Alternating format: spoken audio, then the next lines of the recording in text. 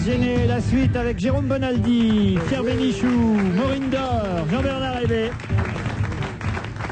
Pierre Bénichou, un sujet qui va vous intéresser. Qu'est-ce que vous faites, Pierre? J'ai mis son... On dirait que t'as mis ça. Il a des dents de Dracula. Non, j'ai un petit appareil pour que mon visage s'affine.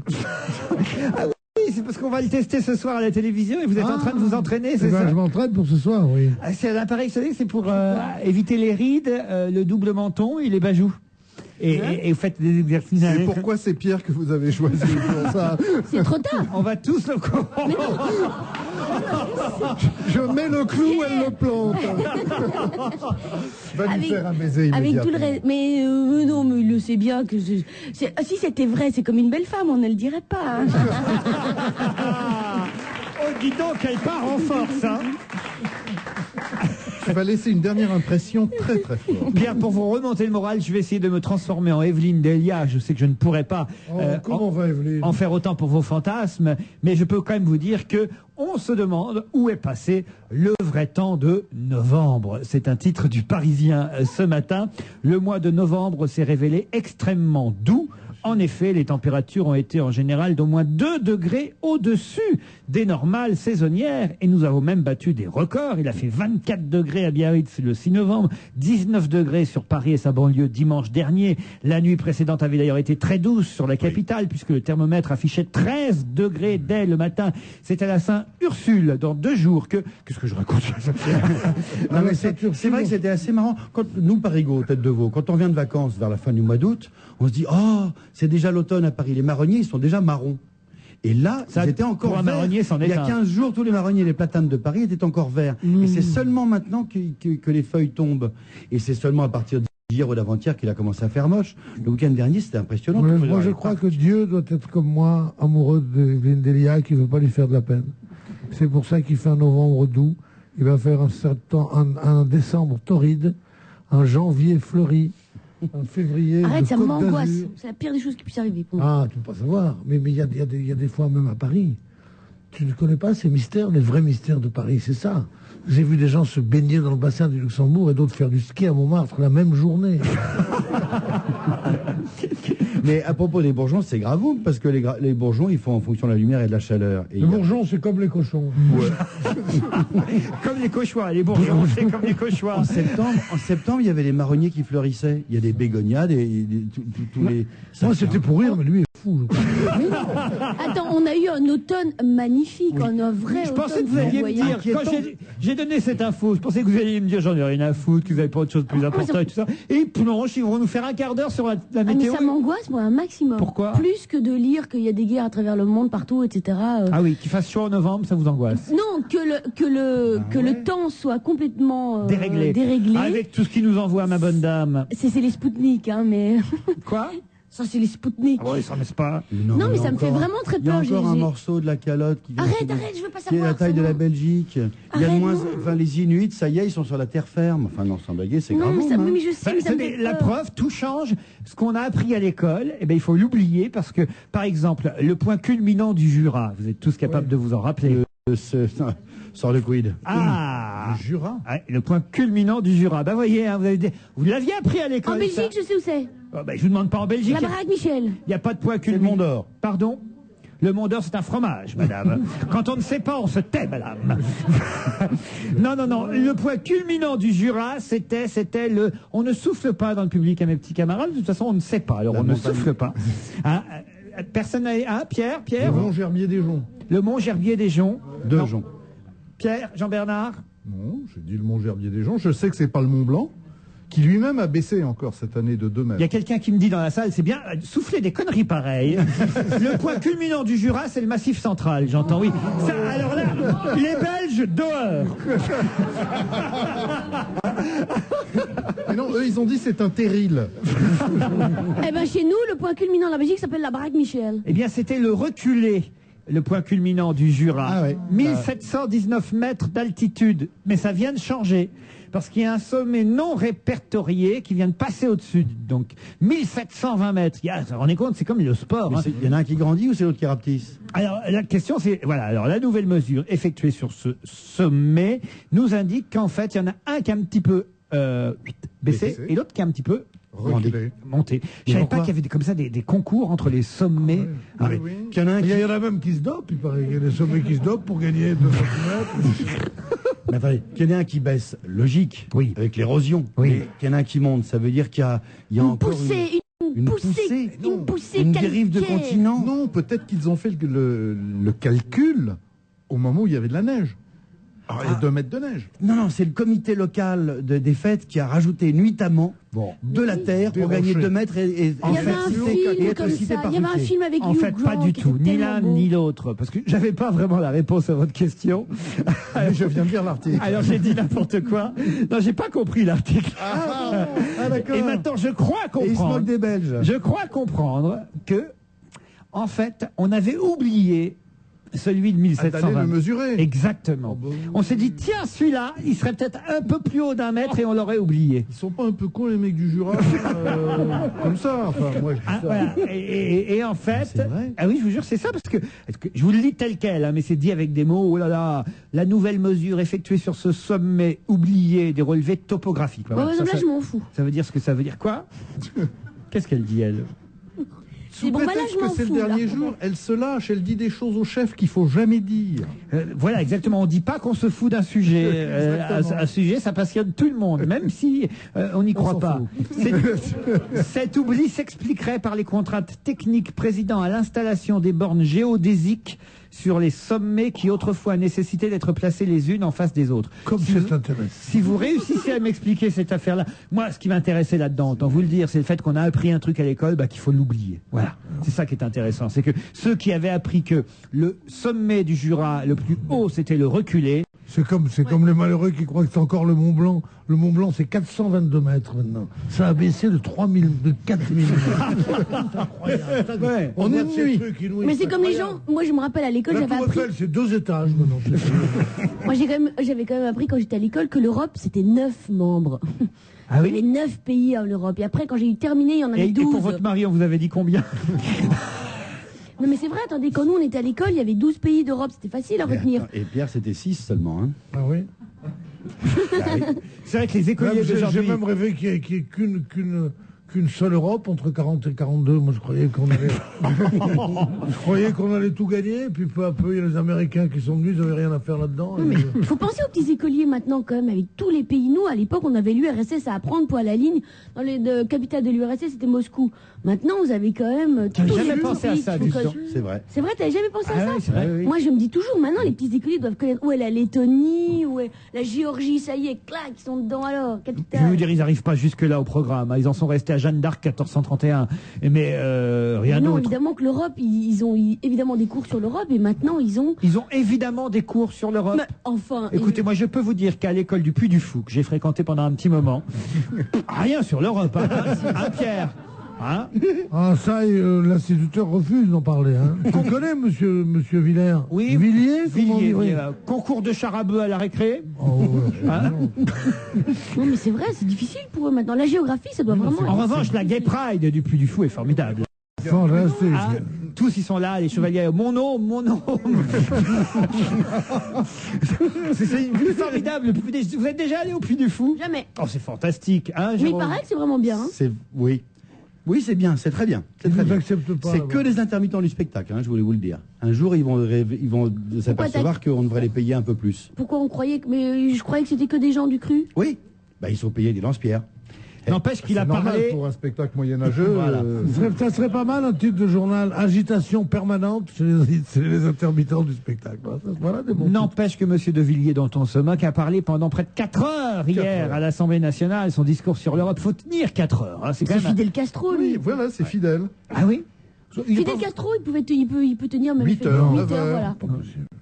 Fidel Castro, le type là-bas du barbu. du Le bar. barbu. Le Père Noël de l'Amérique du Sud. Mais il est payé par les Américains. lui, non. Non mais 4 heures, c'est beaucoup. Vous seriez capable de tenir un crachoir pendant 4 Mais, heures? dans le même genre et dans le même esprit, dans le même style de pensée, il y a Madame Boutin qui avait fait aussi 5-6 heures. C'est vrai. Oui. Non, mais quand ils ont rien à dire, ça prend beaucoup de temps. Hein. Christine, c'était contre le Pax. Christine, vous l'appelez Christine, vous? Oui, enfin Christine Boutin, voilà, pardon. Mais c'est la femme de De Villiers, non? C'est l'ex, hein, ils ont rompu, t'es pas au courant? Ah, dites, elle soutient plutôt les projets de gauche, là, en ce moment, Mme Boutin. Je sais pas si vous avez vu ça, hein. C'est assez étonnant, hein. Elle est assez... Elle est assez esprit libre, comme on dit. Elle n'est pas politiquement correcte. Non, mais c'est vrai que de faire Qu'est-ce long... que vous avez, Pierre? Vous vous endormez d'un seul coup? Lui, je le vois très bien tenir le crachoir pendant 8 heures, je le vois très très bien. Il n'est pas passionné par l'automne, il n'est pas passionné par les montagnes les plus hautes du Jura. Si on ne peut pas s'assoupir pendant l'émission. La seule que vous pouvez voir avoir un petit coup de mou, là. Moi, j'étais au cinéma tout à l'heure. Oui. Il y a un film plutôt pour jeunes, normalement, puis il y a un monsieur âgé qui vient s'installer à côté de moi, alors que franchement, il aurait pu être beaucoup plus loin. Un connaisseur. Non, et il commence à dormir, et il commence à ronfler. C'était horrible. Oh, mais si vous vous en occupez pas non plus. Ronflait. À un moment donné, je me dis, qu'est-ce que je fais? Je le réveille ou pas? Je me dis, peut-être qu'il est là pour prendre un peu de sommeil, justement. Et au bout d'un moment, je l'ai tapé sur l'épaule. Et là, il t'a pris la main. Non, et je lui ai dit, écoutez, excusez-moi, monsieur, mais là, vous dormez. Vous l'avez réveillé? Oui, je l'ai réveillé. Je lui ai dit, vous dormez, vous ronflez en faisant du bruit. Si vous êtes là pour dormir, vaut mieux vous mettre dans un petit coin et que personne vous entende. Mais comment te dit? Et qu'est-ce qu'il a fait? Eh ben, il est resté, et je crois qu'il reste. Et là, elle s'est aperçue que c'était Quentin Tarantino. Il a dit, vous savez, j'ai déjà vu le film. Même lui, il peut pas dormir. Pardon? Non, mais il faut être quand même, à mon avis, avec le sonotone pas mis pour dormir pendant le film Kill Bill. Hein, mais bon, c'est pas grave. Peut-être Chirac qui vous a bien côté de pas dormir au cinéma. On est dans un fauteuil plutôt confortable. On se fait chier à avoir des trucs comme ça. Et il fait noir. Tu t'en profites pour dormir, non? Je dors toujours au cinéma, moi. C'est vrai? Il n'y a pas un film où j'ai vu plus de 10 minutes. Arrête. Sincèrement. Non, mais je dors beaucoup au cinéma, je dors beaucoup au spectacle, je dors beaucoup partout, sauf la nuit, dans mon lit. C'est pour À ça la radio. Mais là, je vous ai vu. À propos du cinéma, tu connais l'histoire du mec qui dit sa femme dit, alors là, il veut jamais venir au cinéma, c'est terrible, il veut jamais sortir de la maison et tout. Alors il dit, non, ça me fait chier et tout. Alors elle lui dit, écoute, viens au cinéma, et je t'assure, tu n'auras pas à le regretter. Alors il dit, quoi? Mais viens au cinéma. Alors il y va, assez content, comme ça. Et en sortant du cinéma, il dit, oh, je me suis encore fait chier, tu vois, il dit, pourtant, c'est pas très gentil de me dire ça, je te fais une drôle de pipe, quand même. Il dit, à moi? Allez, on se retrouve après la pub, à tout de suite.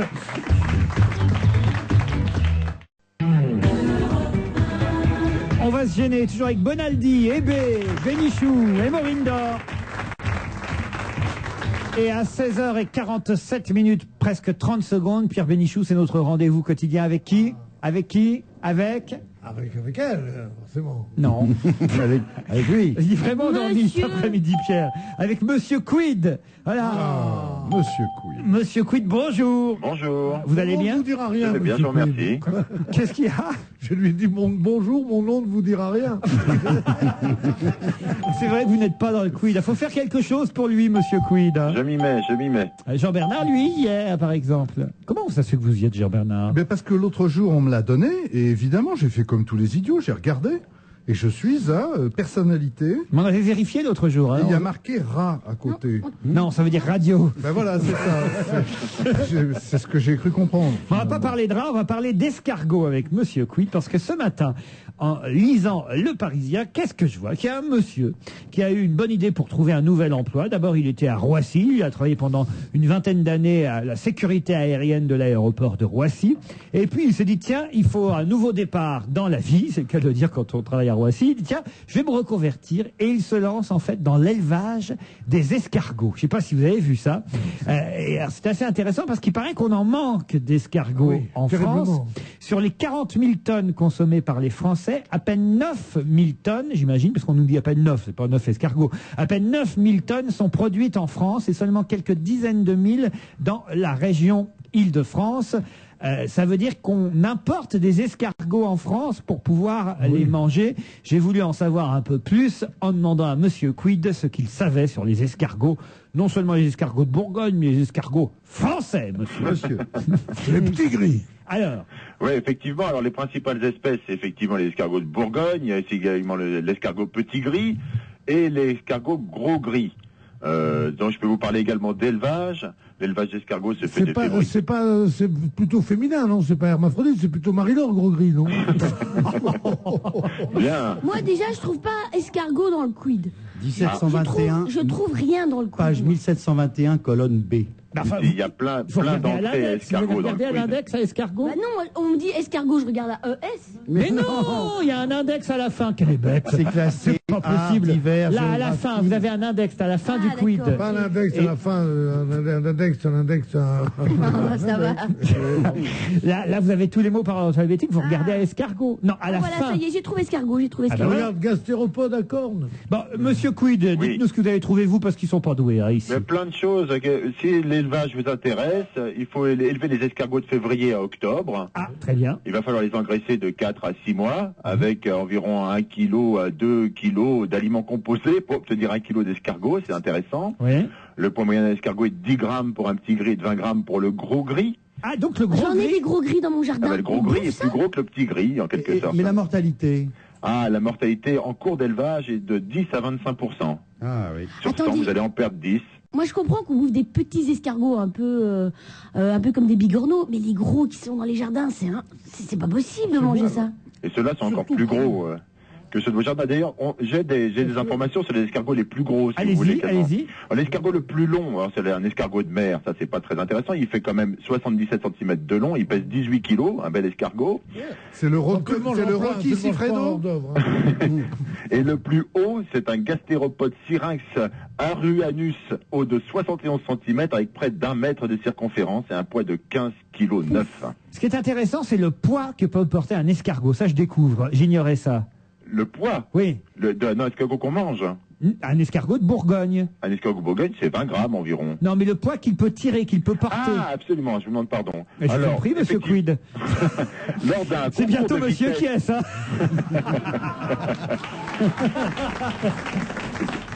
Alors, lors d'un concours, effectivement, il y a des concours de vitesse. Un escargot fait environ, enfin, son record de vitesse est 0,05 km/h. Ça fait 50 mètres en 1 heure. Ça, c'est le Jean Alési Icus. Exactement. Ça, en 1987, il y a eu un escargot a remporté le premier prix de traînage de pierre organisé chaque année à Val de Trapagua, province de Biscaye en C'est pas Espagne. marqué dans le quid. Et l'escargot, donc S igual, a déplacé de 50 cm en 10 minutes un caillou de 240 grammes. Mais ce qui est intéressant et que je voulais vous faire dire, parce que moi je l'ai c'est ce que vu, j'ai pas dit, c'est non. que l'escargot de Bourgogne pouvait porter 12 fois son poids. Absolument. Et le tirer 200 fois. Voilà. Alors qu'un éléphant, par ça, c'est exemple, sa femme. L'éléphant peut tirer un quart de son poids.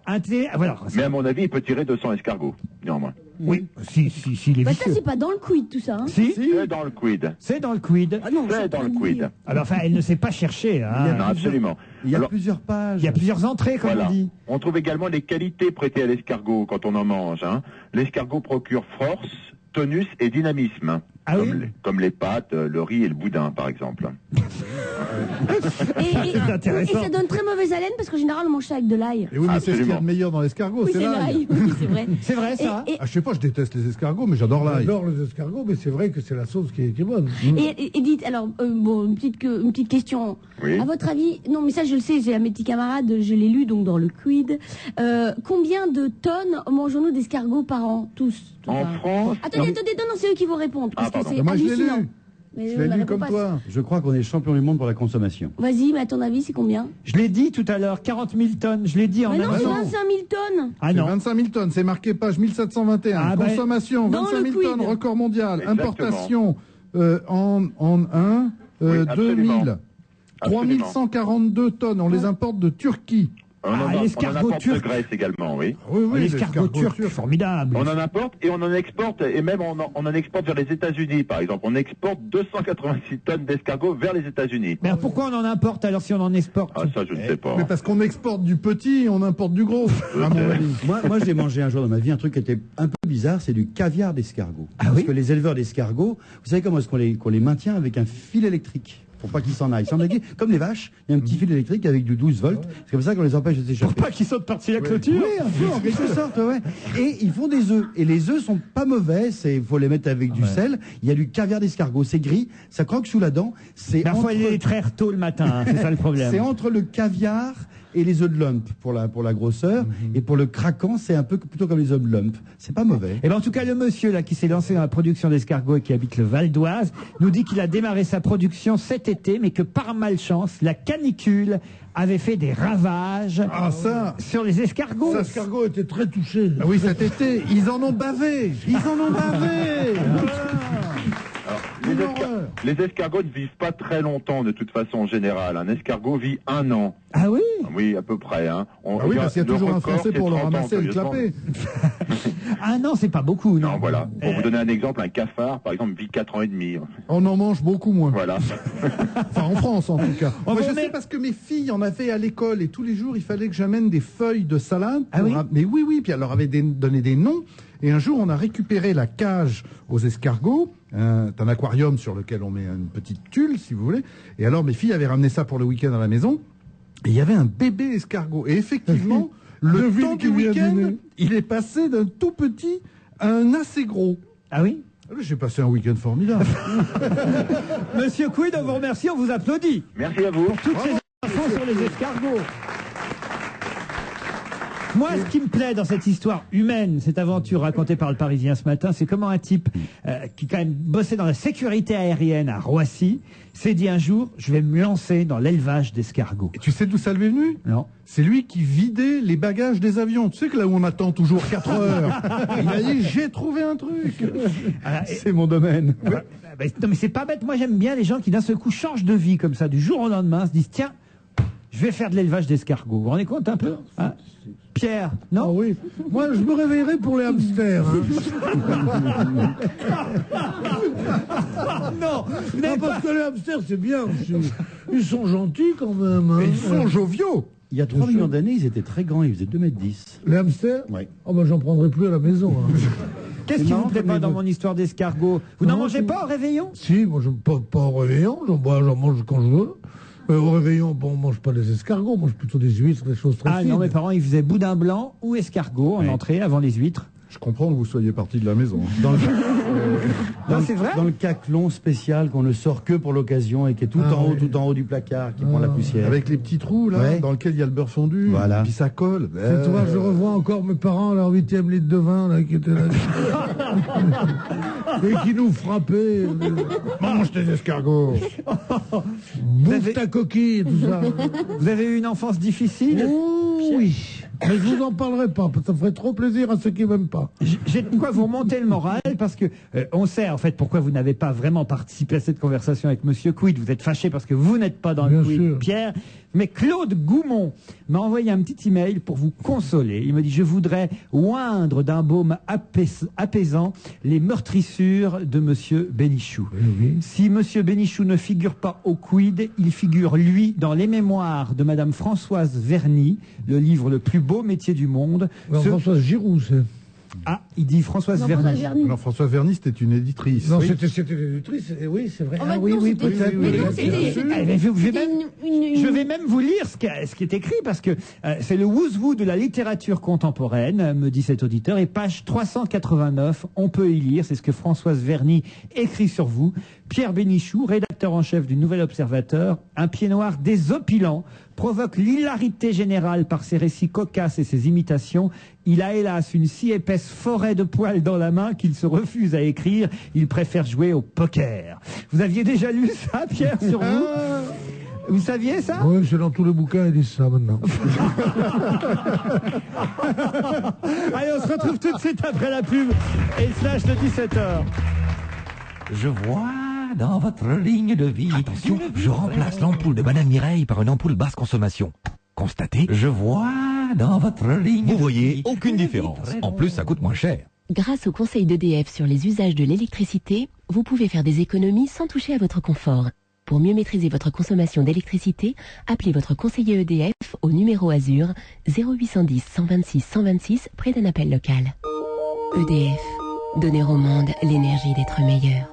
Tu sais qu'à la Matmut, le contrat tout risque est tout compris. Pas d'option, pas d'astérisque. Et en 2004, les tarifs auto n'augmentent pas. Eh ben, t'as qu'à l'assurer à la Matmut, ta voiture. Ah, le gros malin, j'ai pas de voiture. T'as qu'à en acheter une pour l'assurer exprès à la Matmut. La Matmut, elle assure. Et sans augmentation. Ah, mais c'est horrible, ton visage. Qu'est-ce que t'as fait à ton visage? Bah rien, je me suis démaquillée, c'est tout. Oh. Oh, mais c'est horrible, qu'est-ce que t'as fait à ton visage? Cette semaine dans Public, découvrez à quoi ressemblent les stars sans maquillage. Parce que dans Public, tout est public. Public, le premier magazine People qui donne aussi les programmes télé. Tous les lundis, 1,20 € seulement. Je m'appelle Lucas et je suis mort. Après le succès de L'arrière-saison, découvrez le nouveau roman de Philippe Besson, Un garçon d'Italie. On a retrouvé mon corps dans les eaux de l'Arno, à Florence. Accident, suicide, meurtre. Anna, ma compagne, veut découvrir les causes de ma mort. Je crains que son enquête ne lui révèle un secret qu'elle aurait préféré ignorer. Acclamé par la critique, déjà 150 000 lecteurs.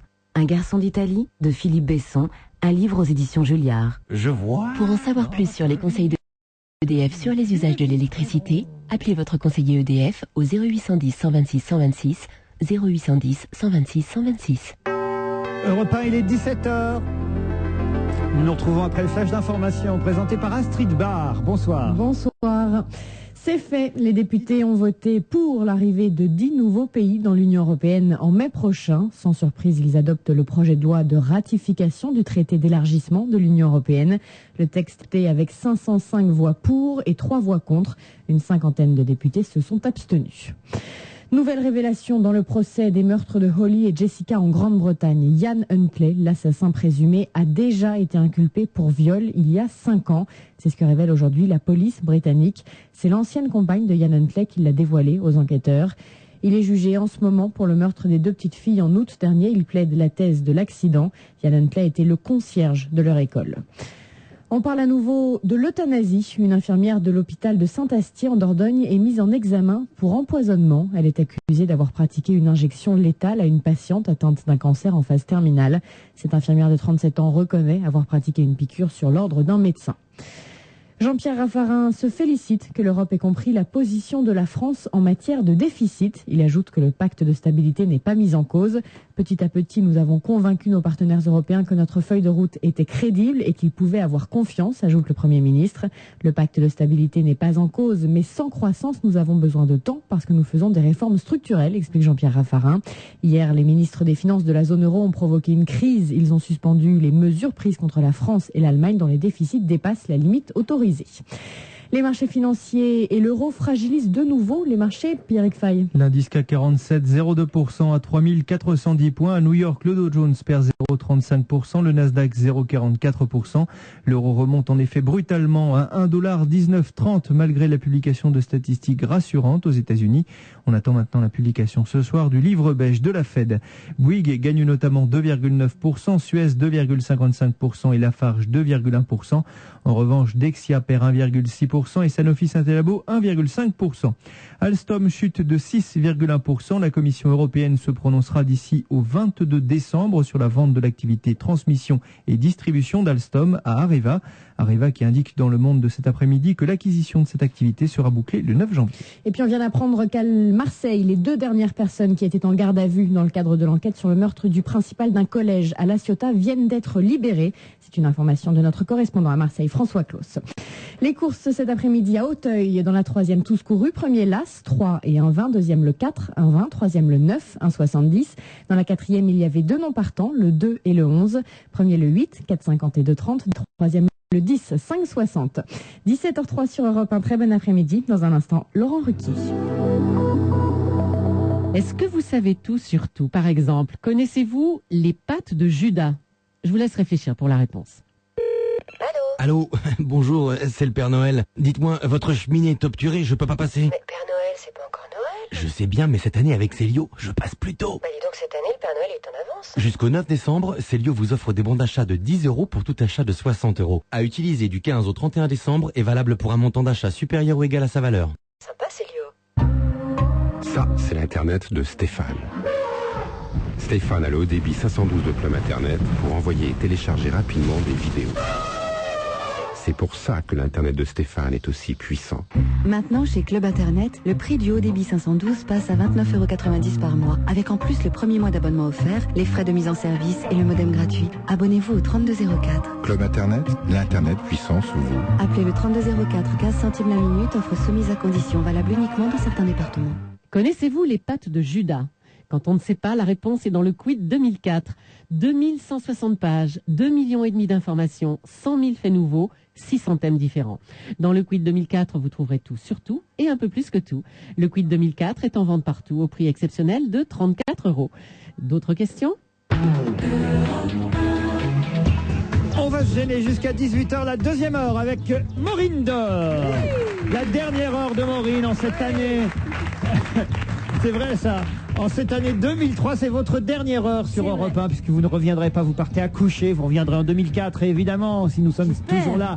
Alors autour d'elle, évidemment, les séducteurs qu'elle préfère, Pierre Bénichou, Jean-Bernard Hébé et Jérôme Bonaldi.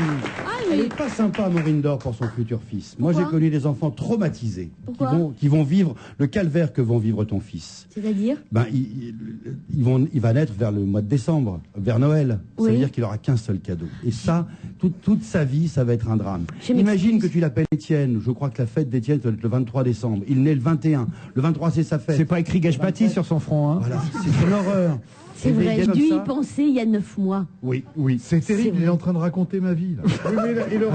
Oui, moi, 2 janvier. Oui, mais il aura peut-être la chance d'être Sagittaire, qui est le signe qui rend, où il y a le plus d'hommes intelligents. Pas Elisabeth Tessier après Evelyne Delia, Pierre. C'est pas possible. Ne me dites pas que vous vous intéressez, vous, Pierre Bénichou, à l'horoscope. Oui, absolument. Je suis le premier des cons. Non, mais c'est vrai. Non, mais je ne m'intéresse pas aux horoscopes, mais c'est vrai que le Sagittaire, mon père et mon fils sont Sagittaires. Et ils ont oublié d'être cons. Oui, d'accord, mais ça n'a pas de rapport. Oh, mon Dieu. Je pensais que c'était une émission sérieuse. Mais non, je ne crois pas du tout. Ah bon. Sauf que, quand même... Ah, quelle horreur. Dites, il y a pire que de naître, par exemple, en décembre et de ne pas avoir, effectivement, 2 cadeaux à cette époque de l'année. Il y a, par exemple, ne pas avoir de réveillon de Noël du tout. Et là, je vous parle des ministres. Parce que Jacques Chirac vient de leur faire un coup terrible. C'est dans le Canard enchaîné aujourd'hui. Dans le joyeux bordel ambiant, la moindre des décisions de M. Chirac donne lieu à de graves interprétations, écrit le Canard enchaîné. Ainsi, la convocation d'un conseil des ministres le 31 décembre a fait l'effet d'une petite bombe parmi les membres du gouvernement. Et là, évidemment, on s'interroge. S'agit-il de montrer que les ministres restent cette fois sur le pont alors qu'ils avaient déserté pendant le 15 août? Certains ministres pensent que c'est ça, mais d'autres imaginent que c'est peut-être parce que M. Chirac pourrait annoncer un remaniement les 29 et 30 décembre et donc réunir le nouveau Conseil des ministres le 31. Ouh là là là là. Ou alors, il n'a pas de réveillon parce qu'en fait, il n'a pas vraiment d'amis. Il se dit, je vais pas être le seul à me faire chier. Je veux que tous se fassent chier aussi. Pierre, Jean-Bernard. Il y a une autre explication. Chaque année, il partait aux Caraïbes, aux Antilles et tout, ou à l'île Maurice, avec les sous qu'il avait trouvés, là, le liquide. Et là, cette année, il peut pas le faire parce qu'il y a tout le monde qui va regarder. Donc, il dit, vengeance, je reste à Paris. Mais oui. Et en plus, excusez-moi de vous contredire, cher ami, mais le Conseil des ministres ne dure pas, commence à 9h du matin.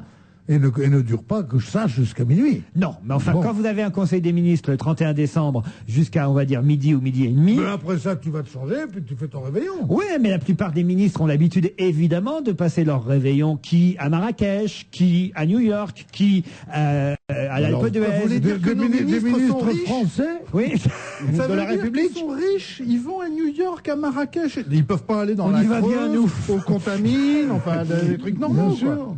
Enfin, Pierre, non? Bien sûr, mais oui. Et puis c'est pas ça, faut être lèche-cul après. Il s'agit pas de partir comme ça. Faut dire, et vous faites quoi? Oh, mais si, il va dire, allez, on va boire un petit verre et encore un petit verre. On peut pas partir. Petite Corolla. Mais oui. Ou alors c'est uniquement pour emmerder Sarkozy, parce qu'il savait que Sarkozy, lui, était le 31 décembre, je sais pas, normalement à 2000 km d'ici.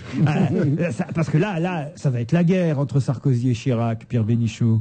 Oh, je crois que la guerre a été Pourquoi ça va? Oui, c'est... Ah non, mais la guerre, c'est manifestement Nicolas Sarkozy qui la cherche, en se prononçant depuis 8 jours, une première fois en disant oui, je pense à la présidentielle, et pas seulement en me rasant, mais là, depuis lundi, on sait qu'en plus, il dit ah, je suis contre le fait qu'un président de la République fasse plus de 2 quinquennats. Suivez mon regard.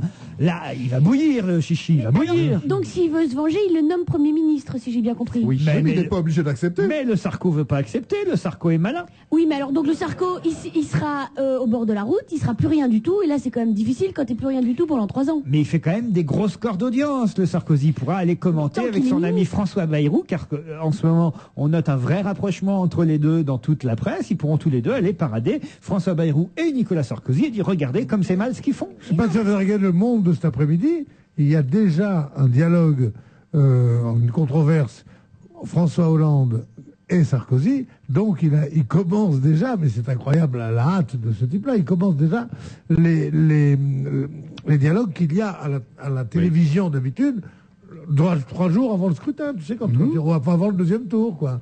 Il a déjà le leader socialiste, c'est lui le leader de la majorité. Alors il faut qu'il se méfie, il fait des gros scores à la télévision, monsieur Sarkozy, mais Charlie Hebdo rappelle quand même que la semaine dernière, quand il a fait l'émission 100 minutes pour convaincre, il a quand même été battu par le commissaire Moulin, qui est le premier flic de France et qui passait sur la même chaîne, enfin sur l'autre chaîne, sur TF1, pendant que Sarkozy était sur la 2. Et Charlie ajoute comme quoi les Français préfèrent quand même les flics qui agissent aux flics qui causent. Non, mais en plus, il a dit, si jamais il était président, il prendrait Moulin comme ministre de l'Intérieur. Il l'a dit, c'est son programme.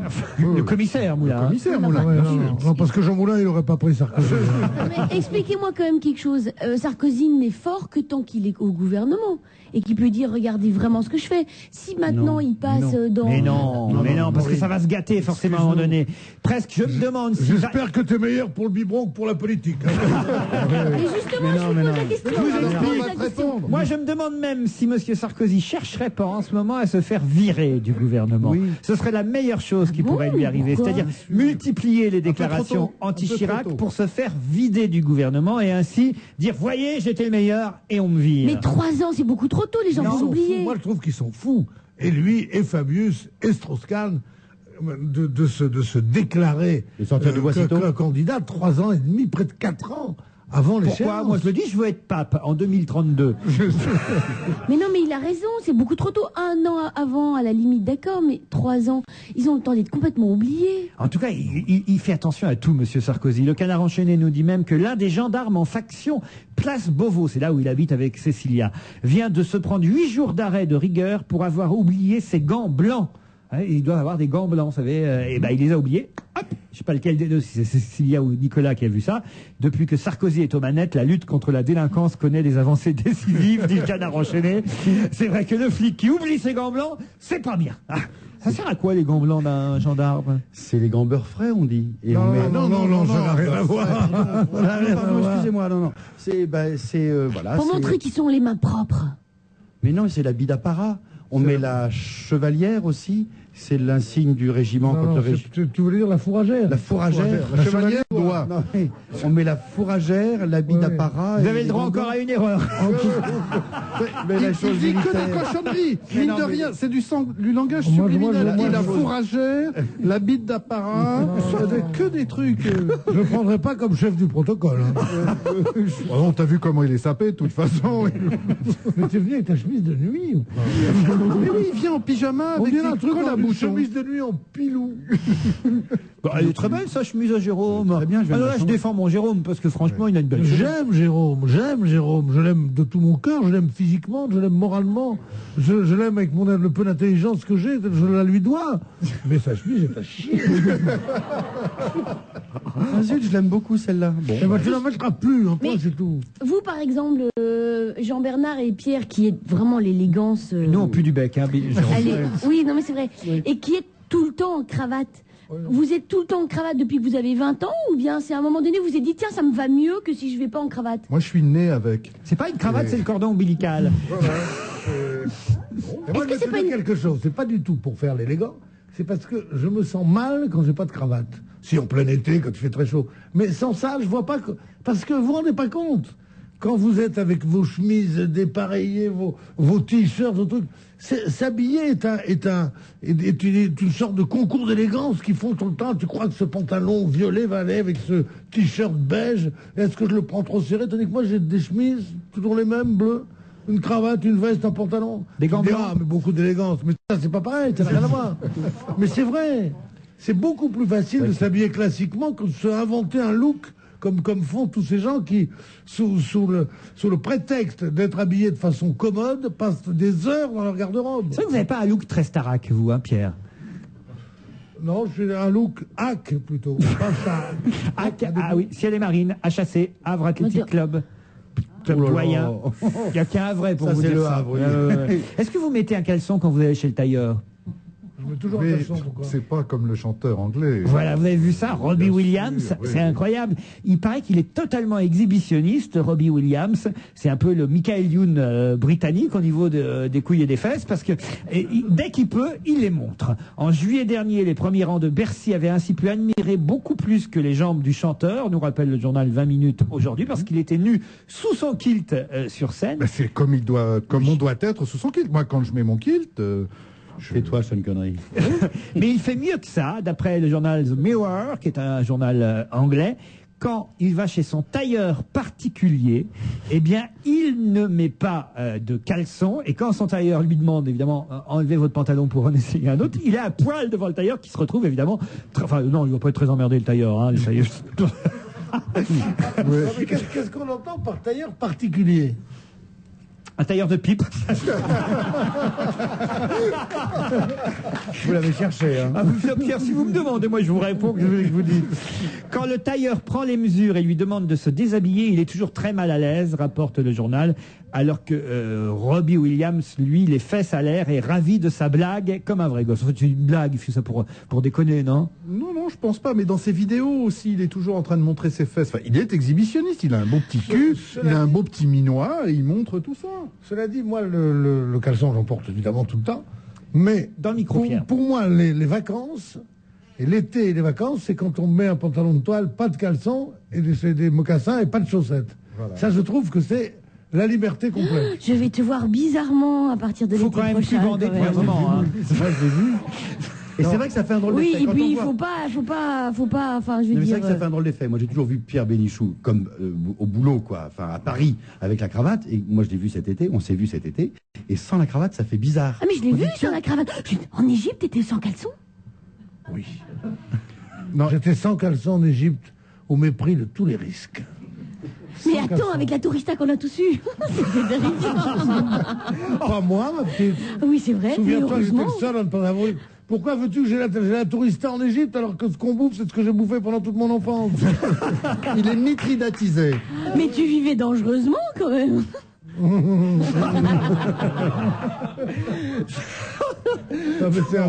Vous êtes beaux, vous deux. Non, mais il n'y a qu'un truc qui est très embêtant. Je comprends très bien la sensation que Pierre veut définir. Il y a qu'un truc qui est très embêtant, c'est que l'été, souvent, on porte des pantalons en lin et le lin est assez transparent. Et si on est sans caleçon sous un pantalon en lin, parfois, cela peut faire rêver des dames qui pourraient passer. Oui, mais qu'est-ce que ça peut faire? Oh, c'est joli, tu penses vraiment ça, Jean-Bernard? Tu crois vraiment que tu fais rêver les femmes quand tu es sans caleçon? Non, mais j'aimerais le croire.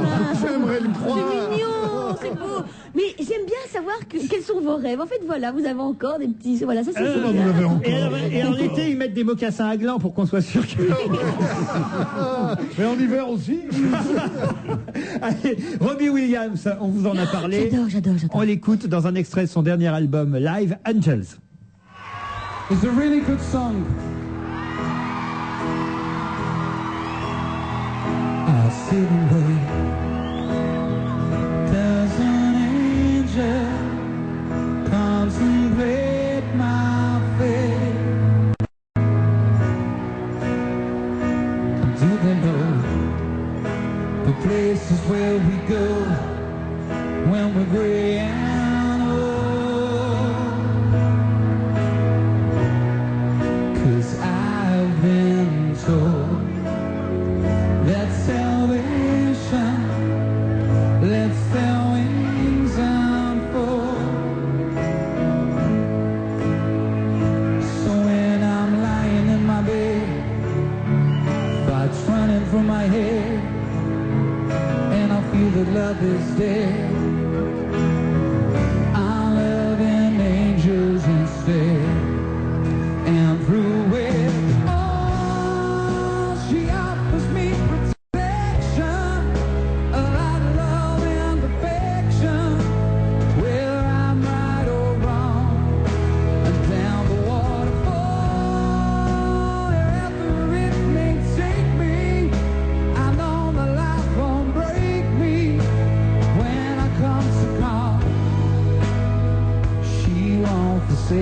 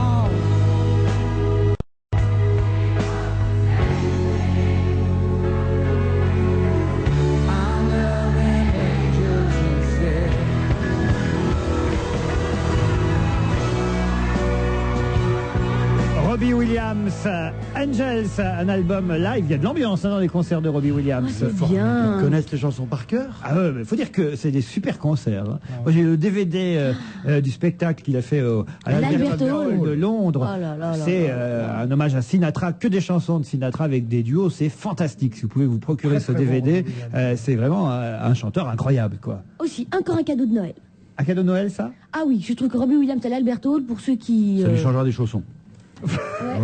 Il y a un autre cadeau de Noël, c'est peut-être d'aller voir le dernier film de Quentin Tarantino. Et je vous ai envoyé, Jean-Bernard et Maureen, en salle, dans les salles de cinéma. Il sort aujourd'hui le 4e film de Tarantino avec Uma Thurman, Kill Bill, le volume 1, parce qu'il y aura une suite, je crois, à ce film.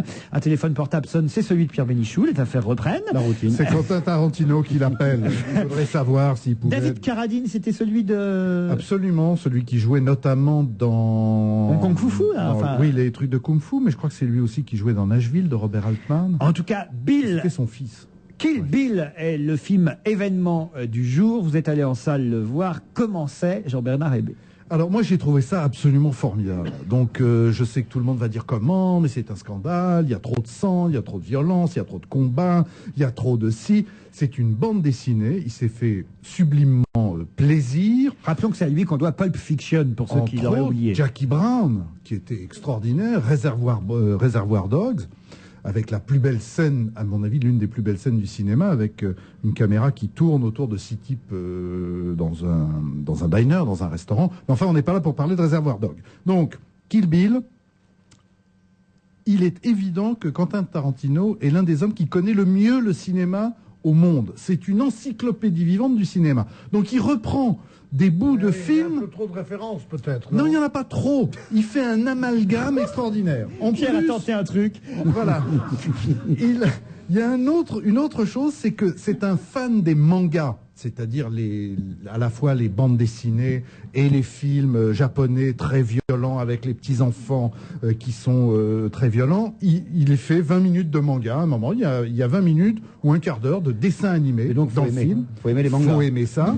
Évidemment, toute la violence que l'on voit, elle est tellement énorme, c'est comme une bande dessinée. Il coupe le bras de quelqu'un, il y a un geyser de sang qui sort, oui. mais c'est jamais ignoble. C'est des jamais... références, surtout, quoi. Voilà, c'est des références au sang.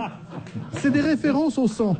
Uma Thurman, que, a priori, moi, j'aime pas trop. Je la trouve pas sexy, je la trouve pas très bonne comédienne. Là-dedans, elle est formidable. Elle est pas sexy. Elle n'est pas très bonne comédienne, mais elle est formidable. Il y a d'autres femmes qui sont sublimes. Il y a une noire avec des scènes assez drôles. Il y a une japonaise également avec des scènes assez drôles. Ne me demandez pas de vous raconter l'histoire. Lucy Liu, une japonaise. Enfin, pardon, une chinoise. Bon, enfin, une dame asiatique. Voilà, si vous voulez, en plus que j'ai tous les détails, j'ai pas tous les détails, je suis encore sous le choc. Moi, j'ai trouvé ça formidable. Il faut le prendre pour ce que c'est. C'est-à-dire que c'est pas non plus barrage contre le Pacifique. C'est pas du Duras, mais c'est un formidable film d'action. Maureen Dor. Eh bien, nous avions l'avis du monsieur, voici l'avis de la madame. Eh bien, je suis totalement d'accord avec lui. J'avais très très peur, parce que je me suis dit, oulala, la dame au cinéma, elle me voit en salle, elle me fait, vous êtes sûr que vous voulez aller voir ça? Vous savez, c'est très violent quand même. Ce qui est génial avec Tarantino, c'est que il y a tout le temps un contrepoint à ce qu'on voit. C'est-à-dire que quand les images sont extrêmement violentes, la musique, c'est des castagnettes. Alors on est au Japon. On est au Japon, il passe de la musique mexicaine. Et voilà, et il passe la musique mexicaine. L'entrée du film, on voit Uma Thurman. Ils sont pas trompés dans les bandes, vous êtes sûr? Non, je te jure. Mais c'est ça qui est génial. Par exemple, à un moment donné, donc il y a une scène qui dure très très longtemps où ça dure vraiment, où en fait un nombre incroyable de Japonais, de Yakuza se fait tuer. Un autocar, dites un autocar. Voilà, exactement. Et bien à un moment donné, on les entend tous gémir. Chose qui dans les films, on les entend jamais, les mecs qui meurent, bon, on les entend plus. Là, tout d'un coup, on fait et donc, c'est perpétuellement la montagne russe de la violence. Claque, juste après, il y a soit une scène un peu douce ou Pierre, bien un peu drôle. Peut dire que... Il y a des références, moi, je crois. parce que c'est en fait, il parle, il fait son film et il parle d'autres films en même temps. Non, parce que je n'ai aucune référence de ce genre de film. Par exemple, tu disais, est-ce qu'il faut aimer les mangas pour ce truc? Moi, j'aime pas les mangas. Bon, bah voilà, ça se regarde. Là, une fois de plus, la grande force de Tarantino, c'est quand même la bande musicale. Il y a des gambas, j'ai pas compris, moi. La bande musicale est sublime. Et je vous jure qu'il y a je veux aller voir le deuxième opus. Hein. Ah oui. Ah oui. Ah oui. Pourquoi il diffuse le pas sur notre ligne en cours? Non, mais et il faut pas être un grand. Ce qui est drôle, c'est que là où j'ai vu que c'est vrai que c'est un auteur de cinéma qui a des vrais fans, puisque. Mais alors comment il pouvait ronfler le type à côté de vous tout à l'heure? C'était un vieux monsieur, à mon avis. Alors lui, il était totalement hors du coup, quoi. Mais sinon, au tout début, il y a une petite phrase en exergue, comme toujours. Et là, je vois le mec à côté de moi, typique le fan de Tarantino, qui commence à rigoler. Donc je me suis dit, ouh là là là là, ça y est, les mecs, ils savent déjà à quoi ça correspond. Mais parce qu'au tout début du film, avant même la projection du film, au tout début de la projection, il y a une porte vitrée d'un très célèbre réalisateur de films de kung-fu hongkongais, et il a mis la porte de son idole au tout début du film. Ça, voilà, alors ça, faut le savoir. Moi, je ne savais pas du tout. Parce que Pierre, c'est plein de références. Non, mais... alors, quand il y a beaucoup de références, il y a moins de création, forcément. Oui. Est-ce que vous savez ce qu'a dit Tarantino? Tarantino, avant de commencer à faire du cinéma, il était vendeur dans un vidéo store. Et pourquoi il était vendeur dans un vidéo store? Parce que grâce à ça, il pouvait, comme c'est un fan fondu de cinéma, il pouvait regarder tous les films gratos. Donc, il regardait tous les films. Et il dit, le cinéma, il faut quand même le dire, et à Jack Lang, et au CNC et à d'autres gens, le cinéma américain n'existerait pas si le cinéma français n'avait pas existé, et n'existait pas encore, parce que même si on produit 200 films par an, il y en a bien 10 qui restent et qui sont plutôt pas mal. Je dirais si le cinéma européen n'existait pas. Parce que c'est vrai que beaucoup des références. Le cinéma juif européen n'existe pas. C'est vrai parce que la plupart beaucoup des grands metteurs en scène américains sont des immigrés des années 20 et qui ont fait le Billy Wilder. Enfin, il y en a des tas, je ne sais pas les noms en mémoire, et qui ont remis tout ce cinéma autrichien, cinéma français, cinéma allemand surtout, et qui a modelé la conscience des réalisateurs américains. Un dernier mot de Maureen. Non, alors juste, oui, mais là, il parlait pas de ce genre de film, il parlait plutôt des Godard, des Truffaut, parce que toute cette génération des Friedkin, des Altman, que lui a beaucoup regardé, des Scorsese, des Spielberg, tous ces gens-là ont beaucoup été influencés par la nouvelle vague française. Encore un cadeau de Noël, je peux dire encore un cadeau de Noël? Le bouquin qui s'appelle Le Nouvel Hollywood aux éditions Cherche Midi. Pour ceux qui aiment le cinéma, c'est extraordinaire. C'est plein de références. Eh bien, je crois qu'il est temps de tirer notre référence. On se retrouve après la pub. On va se gêner le dernier quart d'heure avec Jean-Bernard Hévé, Jérôme Bonaldi, Pierre Bénichou et Maureen Dor. Je voudrais qu'on parle 2 secondes du logo de la NPE qui crée une petite polémique. Vous savez, ce logo à 2,4 millions d'euros, on a pu le voir dans les journaux aujourd'hui, peut-être vous l'avez vu aux journaux d'information. La NPE change de couleur, le logo, et surtout les lettres majuscules deviennent minuscules. Ça reste ANPE. Et ça aurait coûté, c'était à la une du journal Le Monde hier, daté d'aujourd'hui, et on nous en parle évidemment dans tous les journaux ce matin, ça aurait coûté 2,4 millions d'euros. Vous qui vous y connaissez en matière de pub, de création de logos et tout ça, Bonaldi, c'est cher, pas cher? Il n'y a pas que le logo, hein. On dit, un petit dessin, ça coûte 2 millions d'euros. C'est pas vrai, il y a tout le brain derrière. On en profite en général quand on change le logo pour changer les statuts, les modes de fonctionnement de l'entreprise. Et c'est tout ça qui coûte 2,4 millions d'euros. Quand on change le logo de votre boîte, attention, votre boîte va changer, hein. Et c'est ce qui se passe d'ailleurs à la NPE. On va les marier avec la CEDIC, enfin l'an prochain, ils vont essayer d'être plus efficaces, plus productifs. Ça fait 15 ans qu'ils nous disent ça. Non mais là, donc pour le dire et pour bien le dire, hop, on fait une grosse étude, on va changer l'organigramme et on change le logo. Enfin, donc le total, ça coûte 2 millions. On peut comprendre que ça puisse choquer. Est-ce que ça valait vraiment le coup de changer? C'est 16 millions de francs à peu près, ça, oui. Excusez-moi, je suis un peu vieille, mais ce qu'il faut dire aussi, c'est que doivent entrer dans les frais le nombre de nouvelles affiches qu'on fait, le nombre de nouveaux papiers à lettres, le nombre de l'opération entière. Il y a toute la charte graphique à refaire. Hein. Ce que j'aimerais savoir, c'est qui est l'agence de pub? RSCG. RSCG. Il n'y a pas des élections bientôt? Pourquoi? C'est toujours un moyen. Alors bon, ça devient de plus en plus difficile, mais ça a toujours été un moyen pour tous les gouvernements de financer les campagnes des partis politiques. C'était avant la loi Sapin. Ça ne se Ben fait- voyons. Ben voyons. Je crois que c'est le moment pour moi de vous demander de participer à notre petit concours du quid. Vous avez tous un quid devant le... Alors attention, attention, parce que je me posais une question là, c'est de savoir quand a été créé... Ah non, non, prenez pas de l'avance, Bonaldi. Attention, attention. Alors, je mets le chrono. Chacun un quid, fermé. Hein, attention. Hier, c'est Philippe Vandel qui a gagné. Hein. Quand a été créée la première agence nationale pour l'emploi? Stop, c'est parti. Je sais même pas où il faut chercher. Ah bah, à la fin, vous avez un lexique. Toi, faut que tu meubles hein, pendant ce temps-là. Bien sûr, je vais meubler. Il y Ça a va de soi. ANPE qui est marqué dans le... Ça veut dire Agence nationale pour l'emploi. Voilà, ça fait 11 secondes que vous cherchez déjà. Oh, c'est vachement compliqué. Et le directeur de l'ANPE, monsieur Michel Bernard, en tout cas, a indiqué qu'évidemment, c'était pas seulement, vous avez raison, Bonaldi, le logo et les couleurs qui changeaient, mais c'est toute l'infrastructure, voilà. Oui, mais ça, que ça change que le logo. Cherchez, taisez-vous. Les gens Elles ne sont sont pas. Mais non, mais les gens s'en foutent. Ils disent juste, tiens, ils ont quand même 2 millions à dépenser pour changer quelque chose, quoi. Alors qu'ils n'étaient pas obligés de changer. Alors là, ils ne sont pas à NPE en tout cas. Si. À agence, page 1654, colonne C. Regardez Bonaldi, ça y est, voilà, c'est le plus fort. Alors allez-y, Jérôme. 656 colonnes B. J'ai l'impression d'être le monsieur dans, vous savez, dans les chiffres et les lettres. Ah oui. Le mec qui regarde toujours dans le dictionnaire. Ah oui, alors il y avait dans lettres, il y avait beaucoup mieux que ça. Il y a toujours une espèce de gros dico et on se demande toujours. Sauf que si c'était vous aux chiffres et aux lettres qui cherchez dans... Si c'est vous qui cherchez pour les chiffres et les lettres dans le dico, c'est le Téléthon, hein, c'est plus les chiffres et les lettres. Pierre, le micro, Pierre. Vous êtes à la radio. Créer le... Non. Si t'avais su, tu te serais habillé. Attends. Le 13 juillet 67, modifié par le décret du 23 juillet 80. Non, avec l'ordonnance sur la participation obligatoire au feu de l'expansion, le 17-8. C'était juste avant. Le 13, effectivement, 13 juillet 67. 67, 13 juillet 67, première création d'une ANPE.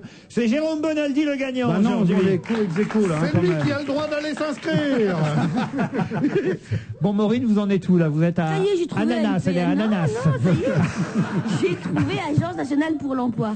Ah. Mais c'est bizarre, je savais pas que le quid c'était ça. C'est-à-dire Ce genre d'infos. On trouve des tas de choses, c'est intéressant. Oui, ça veut dire tout à quoi fait. Donc tu cherches n'importe quoi et tu trouves. Vous vous posez une question, vous cherchez, vous trouvez, ouais, c'était chouette. Moi, je cherche l'âge, par exemple, de Jean-Bernard Hébé, hop, je regarde personnalité, H et B, et j'ai l'âge de Jean-Bernard. Pas du tout. Pourquoi? Non, il y a mon nom qui est marqué, mais c'est tout ce qui a marqué. Ah si, il y a votre date de naissance, vérifiez, vous allez voir. Alors là, Jean-Bernard, Moi, je croyez-moi, m'en fous. Moi, je ne suis pas comme Gérard Miller. Moi, Monsieur. je dis ma date de naissance. ah, vous allez voir qu'il y a votre date de naissance. Pas vu terrorisme. c'est Je très ne suis bien. pas dans terrorisme. Mais ceci dit, Non. le quid, c'est pas mal, très le bien papier, parce qu'on se rend compte que ça va quand même beaucoup, beaucoup plus vite que sur l'ordinateur.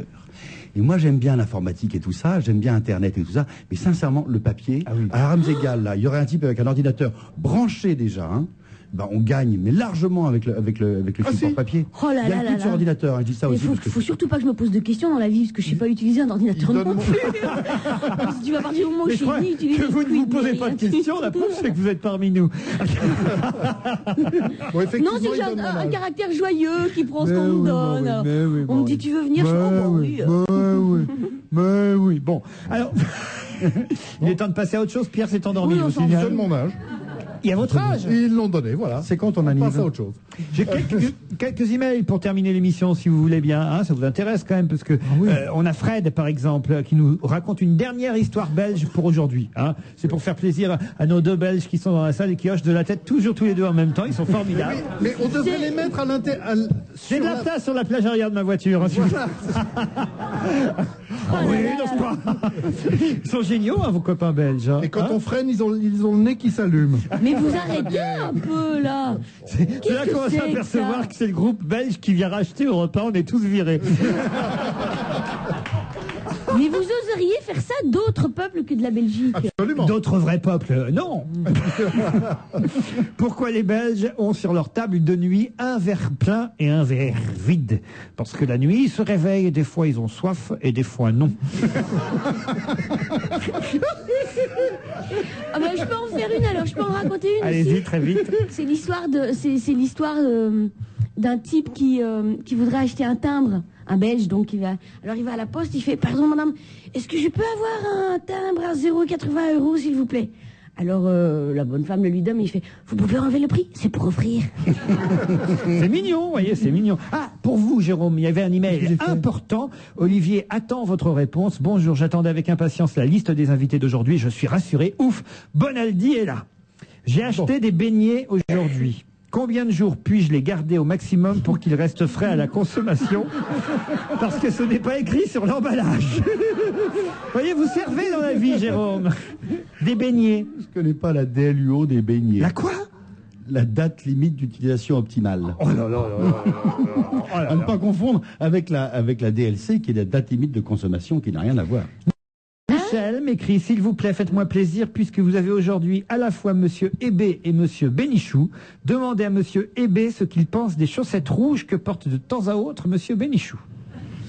Alors, beaucoup de choses nous unissent et qui fait que c'est une longue histoire d'amour entre Pierre et moi, mais il a cette tendance légèrement baladurienne, effectivement, de temps en temps, de mettre des chaussettes rouges, et c'est quelque chose à laquelle je me suis rarement résolu. Il y a un côté nonce apostolique qui ne me convient pas trop. Je vous dirais deux choses.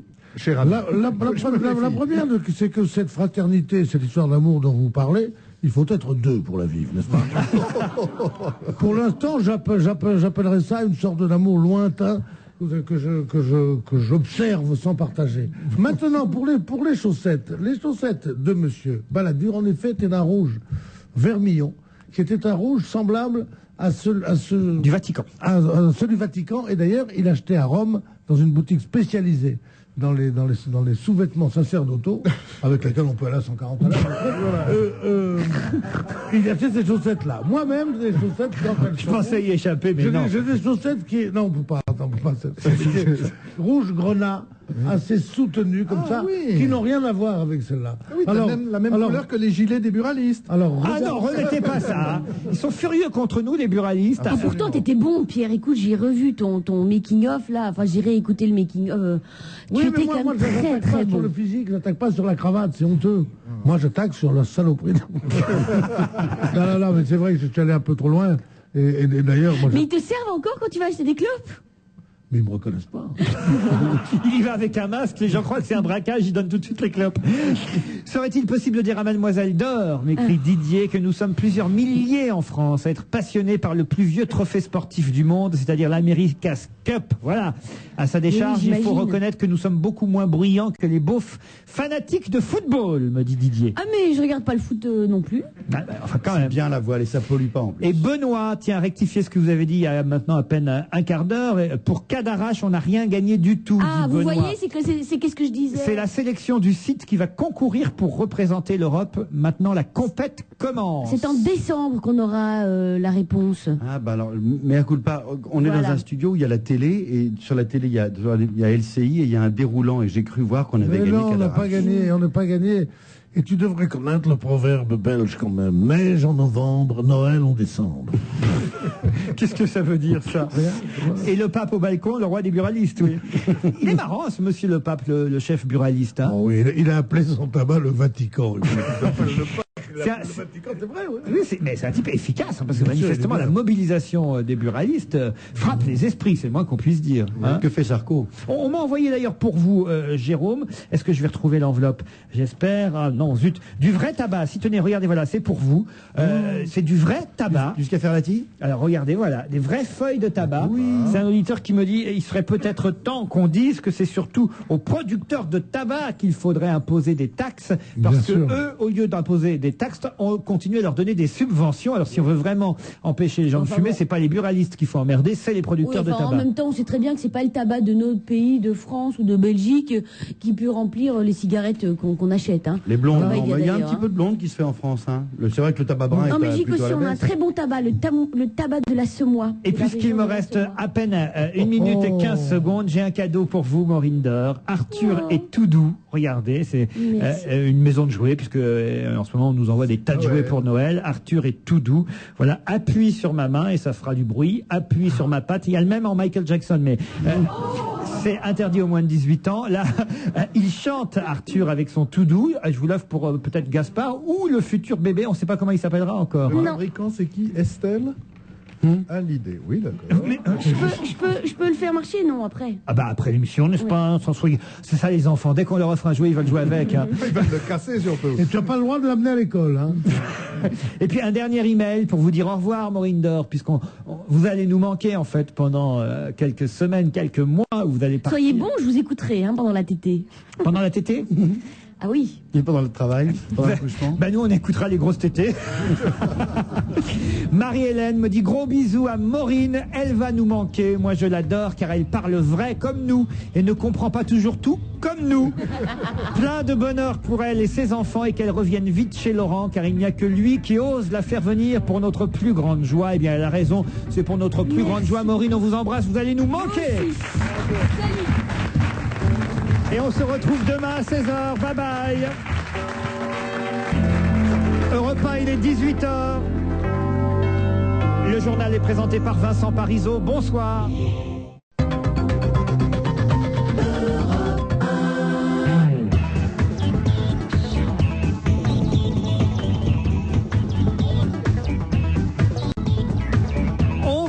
Bonjour et bienvenue sur Europe 1 jusqu'à 18h. Vous allez passer 2 heures en compagnie de Jean-Bernard Hébé, Pierre Bénichou, Jérôme Bonaldi et Maureen Dor. Le micro de Maureen n'est pas ouvert, merci. Bonjour Maureen. Bonjour, ça y est, c'est la dernière. Non, c'est toujours pas ouvert. Est-ce qu'on peut arranger cette affaire? Je crois que c'est un auditeur. En fait, j'ai bougé de place. Pardon? C'est parce que j'ai bougé de place. Qu'est-ce qu'elle dit? Maureen n'est pas ouverte non ça y est, plus. ça y est, maintenant on C'est l'entend. parce que j'ai bougé de place parce qu'il fume dans le studio et que voilà, c'est la dernière fois pour tous ceux qui ne veulent pas me blairer. Non, après, je pars en congé maternité. Non, mais justement, alors tu apprendras qu'on dit j'ai bougé ou j'ai changé de place. Mais j'ai bougé de place, c'est pas du français. Ça commence bien, c'est même un pas bonheur. du belge, quoi. Tu vas me manquer pendant 4 mois, Pierre. Oh, mais non, il va venir vous voir à la maternité, hein, Pierre. Vous êtes en train de tricoter déjà. Non, mais j'ai bougé de place. Mais qu'est-ce que j'entends? J'aurais pas cru qu'à mon âge, j'en serais là. Qui est-ce qui dit j'ai bougé de place? Une collègue. Une collègue de travail. T'as raison, il faut qu'on parle bien, qu'on parle un beau français à la radio et à la télévision. Pour les futurs enfants. Bah, un peu, mon neveu. Oui, je suis d'accord. Et que dit l'échographie? Garçon ou fille? Ah, mais c'est un garçon, Un garçon. Ça fait longtemps. Moi, c'est pas trop parce qu'il bouge de place. Et donc, c'est place. peut-être un 1000 pattes. Non, c'est peut-être un 1000 pattes. Vu le nombre de petits chaussons que je reçois, les gens croient peut-être que c'est un 1000 pattes. Oh oui, encore. J'en ai encore reçu plein d'une dame qui s'appelle Françoise. Alors, je ne sais pas si elle s'appelle Marie-Françoise ou elle a signé Mamie Françoise. Arrêtez les petits chaussons ou alors faites-en de la taille de Bénichou, hein, Pierre. Pas du tout. Oui. Mais pas du tout. C'est des gens qui envoient des préservatifs pour ton mari pour l'hiver. Ça risque pas de marcher, il y a des trous. Hein. Ah non, ça, vous savez pourquoi il y a un préservatif au bout des préservatifs? Enfin, pourquoi il y a un trou? Je refais. Vous savez pourquoi il y a un bout? J'ai du mal. Hein. Ne le refais pas, je marche comme les micros d'Europe 1, moi, aujourd'hui. Vous savez pourquoi il y a un trou au bout des préservatifs d'Europe 1? Eh bien, c'est une nouvelle. Monsieur Lagardère fait dans le préservatif. C'est faut nouveau. dire que ce qu'on a devant la bouche, là, ça ressemble à une capote, en fait, faut bien dire. De Schtroumpf, mais quand même. Mais en réalité, c'en est une. Pourquoi? Elle va plus marcher, ma blague, j'ai l'impression. Vas-y, allez, si t'as du courage, tu vas jusqu'au bout maintenant. Pourquoi il y a un trou au bout des préservatifs belges? Non, je sais pas. Ça serait plus facile pour faire pipi. Bon, je peux vous raconter une... Bah, finalement, elle a marché quand même. Et je peux vous en raconter une autre alors? Je vous en prie. Bon, alors ce sont 3 Belges qui viennent à Paris parce qu'il y a un salon local, n'importe lequel, on s'en fiche. Ils s'amusent comme des fous, ça rigole. Et puis à la fin, ils se disent, on va quand même aller voir peut-être une prostituée, hein, on pourrait s'amuser. 1 pour 3, on n'est pas riche, hein. Et donc, ils en trouvent une qui les fait monter. Et puis, à ce moment-là, elle dit... Dites les amis, c'est pas ça, on va rigoler, mais on va mettre chacun son petit chapeau quand même. Hein. On va mettre le préservatif parce qu'on sait jamais pour le sida. Oh oui, d'accord. Bref, ils font leur petite affaire. 3 mois après... Garde l'accent belge. Oui, 3 mois après, ils se revoient et disent « Hé Jean-Pierre, mais tu as le sida toi maintenant ?»« Non, moi j'ai pas le sida. »« Et toi Étienne, tu as le sida ?»« Non, moi j'ai pas le sida. »« Et toi Fabrice, tu as le sida ?»« Non, moi j'ai pas le sida. » Dis-moi alors, je crois qu'on peut l'enlever maintenant, hein.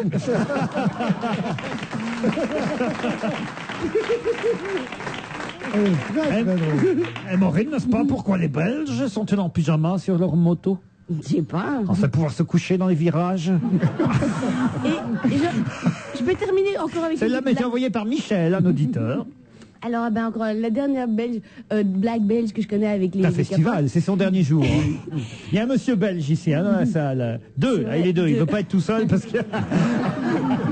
Ils sont deux, ils viennent à deux pour comprendre. Et vous savez pourquoi? Mais n'applaudissez pas. Mais n'applaudissez pas. Et vous savez pourquoi en Belgique on met toujours 3 préservatifs? Ah non. Comme ça, il y en a toujours un de propre. Oh, quelle horreur! C'est Maureen, n'est-ce pas, qui pousse sa Mercedes toute neuve, là. Il est en train de la pousser sa voiture sur l'autoroute. Si c'est il, c'est pas Maureen, hein? C'est Maureen Dreux, et elle est en train de pousser sa voiture toute neuve sur l'autoroute. Il y a un gendarme qui s'arrête et qui lui demande, mais quel est l'objet de la panne, là? Mais elle n'est pas en panne, ma voiture, que dit Maureen. Elle est toute neuve. C'est le garagiste qui m'a dit, pendant le rodage, vous roulez à 50 km/h en ville et vous la poussez un peu sur l'autoroute. Alors c'est ce que je fais. Elle est pas mal. Elle est pas mal. Elle est pas mal. C'est des nouvelles au moins. Les 3 homosexuels belges qui sont comme ça, ils s'enfilent tous les 3. Celui qui est au milieu, qu'est-ce que c'est? Bon, c'est son anniversaire. Oh, c'est affreux. Non, écoutez. Non, merde, on va arrêter. On n'est pas là pour raconter des blagues, on est là pour crier. Quoique. On est là pourquoi d'ailleurs? Marion Lagardère, je suis obligé de la passer parce que c'est quelqu'un de la famille sûrement. Marion Lagardère m'envoie un email et me dit c'est un gars un peu fatigué qui s'arrête dans un petit bar sur le bord de la route. Et au bar, il lit c'est écrito bière 5 €, sandwich au poulet 8 €, branlette 15 €. Un peu méfiant, il regarde la serveuse qui est super mignonne, les cheveux noirs, les yeux noirs, une fille brûlante. Et puis, mais là, derrière le bar, elle attend, il hésite un peu, il dit à la fille. Et la branlette, là, c'est vous qui vous en occupez? La fille roule un peu des hanches, le regarde langoureusement, elle répond d'une voix chaude. Bah oui, c'est moi, beau gars. Bon, bah alors, lave-toi bien les mains parce que je voudrais un sandwich au poulet.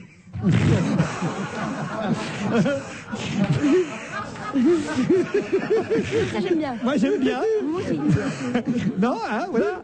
C'est des petites blagues nouvelles. Vous cherchez tout ça. Hein, il y a Tony qui m'en envoie aussi, puisqu'on est dans les blagues. Je sais pas pourquoi. D'un seul coup, ça revient. Pendant des semaines, on en a Allez, plus. Philippe, allez-y, parlez. Et là, vous avez Tony qui... Quoi, Philippe? Non, rien du tout, rien du tout. J'ai pas compris. C'est pas grave. Philippe Vandel? Il est pas prévu aujourd'hui, Philippe. Ah oui, j'ai compris. On raconte des blagues, allez, du bon. Ben, de temps en temps, ça fait du bien. Ah, mais ça, j'adore. Nous, on n'a jamais été contre les blagues ici, quand elles sont un peu neuves. Hein? Un peu. Jean-Bernard. Ouais. Pour moi, elles sont toujours neuves, puisque dès qu'on me les raconte, je les oublie. Ah oui. Donc, je ne raconte jamais d'histoire. C'est formidable. Par exemple, qu'est-ce qui a 2 pattes et qui saigne beaucoup? 2 pattes et qui saigne beaucoup? Un demi-chien. Elle est affreuse. Elle est envoyée par Tony. Quel est le poids idéal d'une belle-mère? Un poids mort? Non. 2 kilos avec l'urne.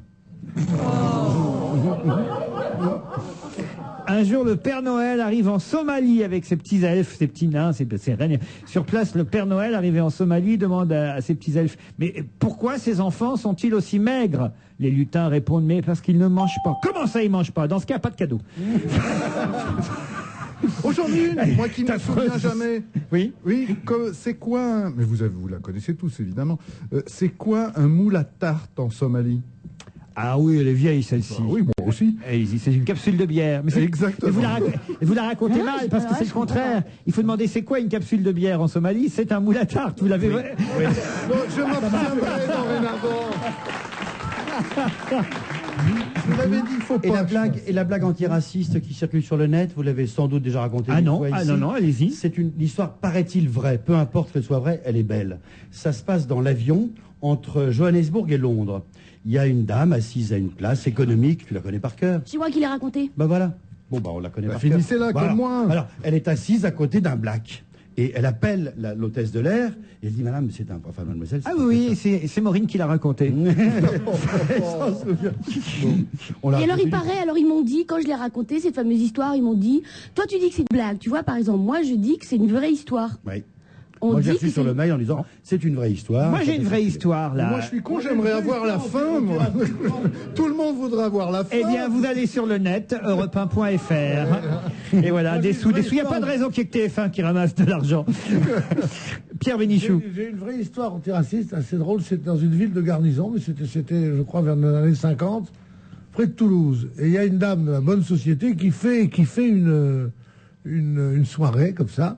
Et alors, elle invite le notaire, elle invite le machin, et puis il y a une garnison là. Alors, elle invite le colonel et elle lui dit écoutez, colonel, soyez gentil, envoyez-moi 2 jeunes officiers, bons danseurs et tout ça, mais soyez gentil, pas de juifs.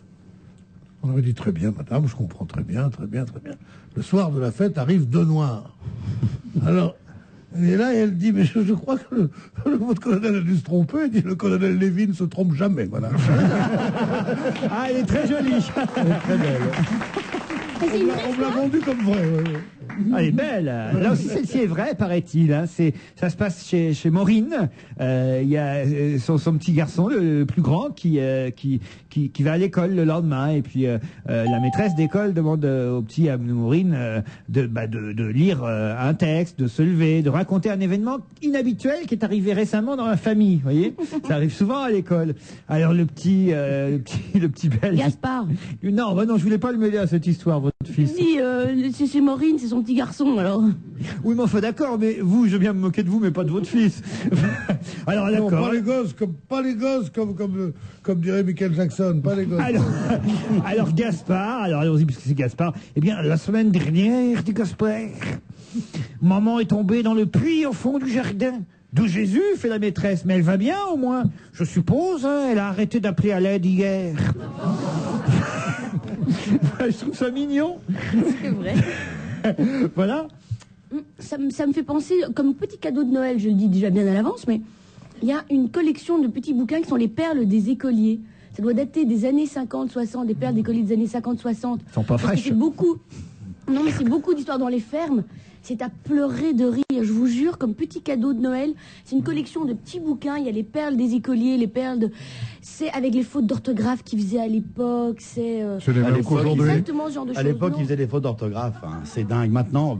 Non, je te dis justement, mais tu le vois encore écrit avec les fautes d'orthographe.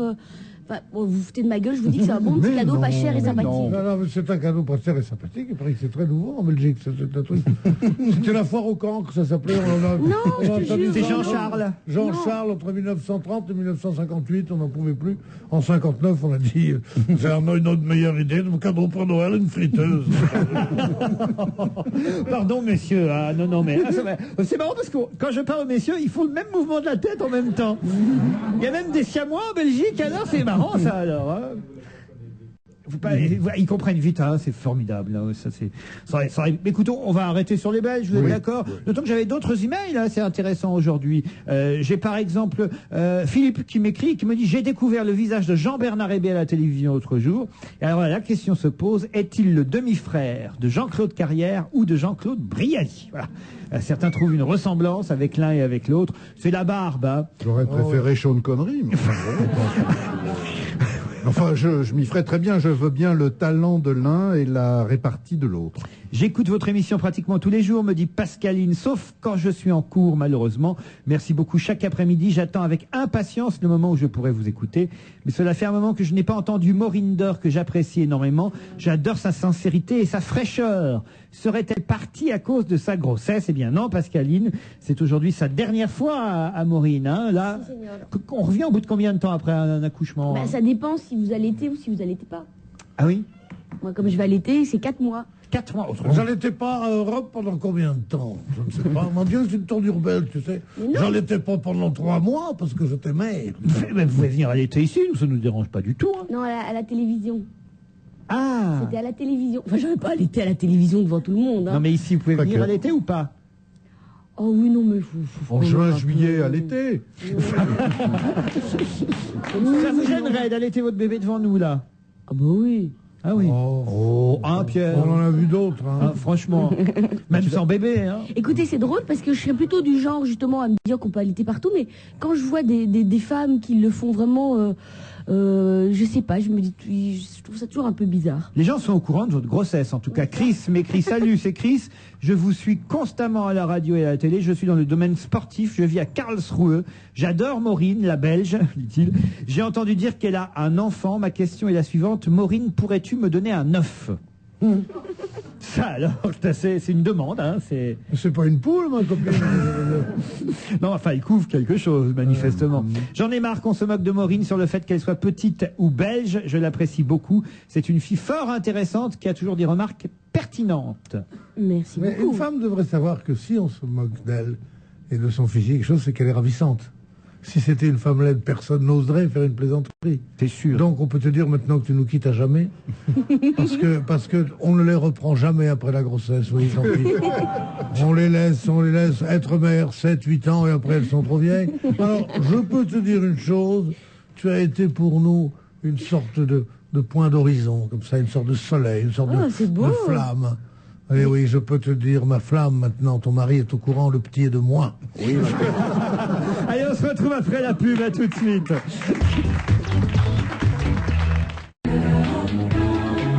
On va se gêner jusqu'à 18h avec Pierre Bénichou, Maureen Dor, Jean-Bernard Hébé, Jérôme Bonaldi. Et au téléphone, Mousse du groupe Zebda. Bonjour. Bonjour. Un album live qui sort du groupe Zebda. Ça veut dire que ce ne sont pas des nouvelles chansons forcément, mais des chansons que vous avez interprétées sur scène au cours de ces dernières années. Oui, exactement. Des chansons qui ont fait votre succès. Et est-ce que c'est pas un baroud d'honneur, un baroud d'adieu? Parce que on lit un peu partout dans la presse aussi que vous alliez peut-être vous séparer, le groupe Zebda. Qu'est-ce que c'est que cette mauvaise nouvelle? C'est une fausse nouvelle en fait, puisque c'est pas une séparation, c'est une pause qu'on fait dans notre histoire pour pouvoir attaquer des projets personnels et des histoires comme ça. Ah, c'est pas une séparation, quoi. Vous allez chacun de votre côté, quoi. Oui, c'est ça. C'est plus une opération pour maintenir en vie l'histoire que pour la tuer, quoi. C'est-à-dire, vous voulez dire en gros qu'il vaut mieux séparer avant qu'on soit évidemment fâché, c'est ça?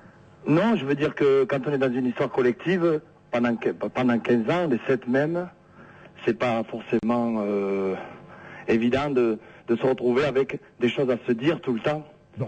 Donc l'important c'est d'aller chercher ailleurs. Voilà. Et briser la routine, vous voulez dire? Exactement. Briser la routine. Maureen? Et vu que vous étiez quand même assez important du côté de Toulouse avec le groupe des motivés politiquement, etc., est-ce que là aussi vous dites...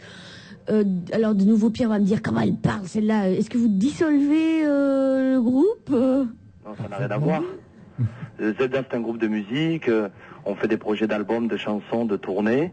L'aventure des motivés c'est une aventure politique comme vous l'avez dit, donc c'est une aventure qui va bien sûr bien au-delà de tout ça et qui concerne plus les individus dans Zebda que le groupe même, je veux dire, donc on restera présent dans cette aventure et cette aventure n'est pas faite que de musique et de chansons. Alors évidemment sur cet album live, enregistré où on peut savoir? Enregistré en partie à Barcelone, à Clermont-Ferrand, Saint-Étienne, Dijon. Dans différents lieux de tournée, donc. Ouais. Avec évidemment alors les chansons qu'on connaît tous, le fameux Bruit et l'odeur, c'est le premier single extrait de cet album live.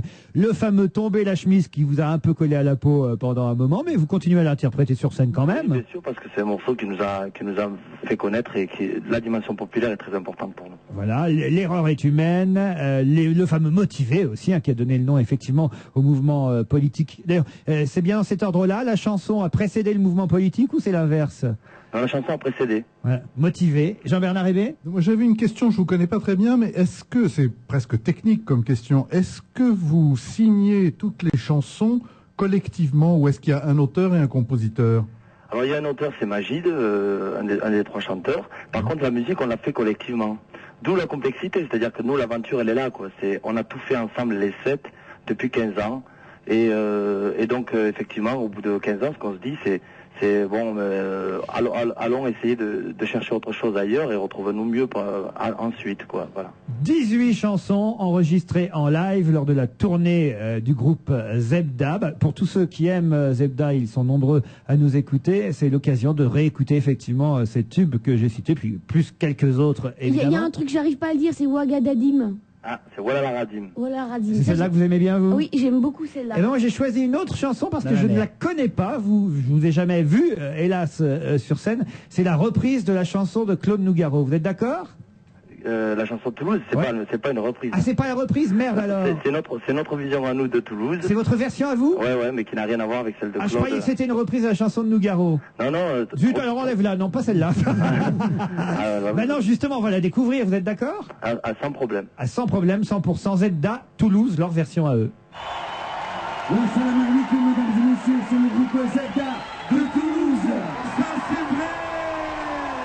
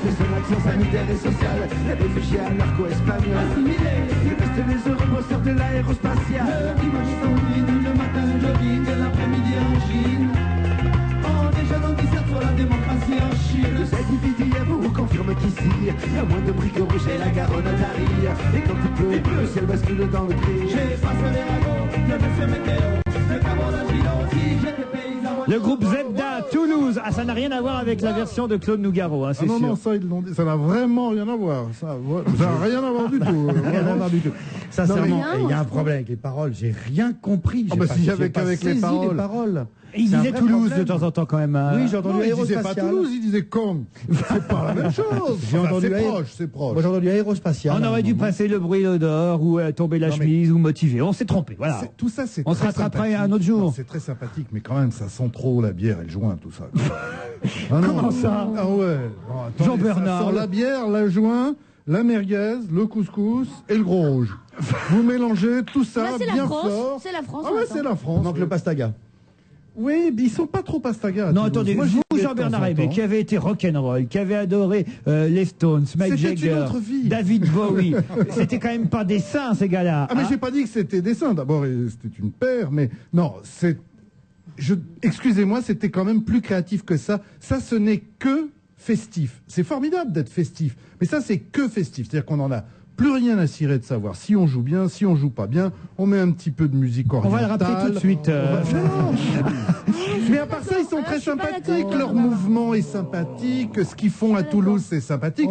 Mais c'est pas une musique qui, moi, Pierre, me... faites quelque chose, défendez le groupe Zebda. C'est un vieux con. De mon temps, c'était plus créatif. Mais j'ai pas... Mais t'as vu tes conneries dont tu as brevé les gens, le rock'n'roll, les genies, les machins, tout ça. C'était aussi con, c'était aussi con. C'était aussi con, mais c'est vrai qu'on était plus patient. Allez, on se retrouve après la pub.